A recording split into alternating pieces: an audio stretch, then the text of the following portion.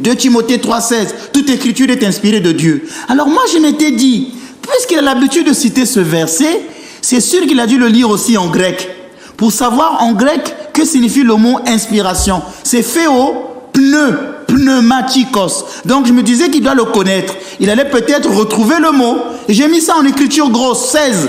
Pour qu'il puisse bien voir avec ses sales lunettes. Permettez l'expression, ses sales lunettes. Oui, mais les lunettes, regardez les lunettes qu'il avait un peu bizarres là. Je suis à la télé, je parle un langage avec ses sales lunettes parce que ces lunettes ne lui permettaient pas de voir. En ce sens qu'elles sont sales.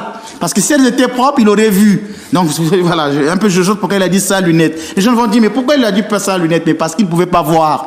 Alors je lui donne le test, mais lis.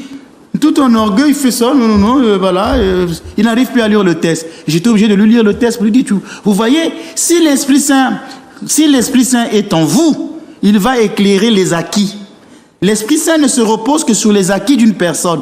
Comme monsieur Louis II, il connaissait le grec, il a étudié. Quand il a commencé à traduire, Dieu l'a aidé avec l'intelligence qu'il a. D'où il y a une formule que moi j'aime employer. Quand je dis si tu es bête, tu es bête. Donc c'est pas parce que tu as reçu l'Esprit Saint que tu vas devenir mathématicien. C'est pas parce que tu as reçu l'Esprit Saint que tu vas devenir, je ne sais pas, avocat. L'Esprit Saint vient sur les acquis. Si tu as étudié le grec, l'Esprit Saint viendra éclairer ce que tu as appris. Donc c'est pourquoi je dis souvent, si tu es bête, tu es bête. Donc celui qui était là devant nous est venu simplement faire son buzz. Eh ben, ça va? Oui, je suis calme. Mais j'ai toujours parlé comme ça, un peu agité, j'ai dit que j'ai mon style. Attendez, quand j'aurai 80 ans, je vous parlerai.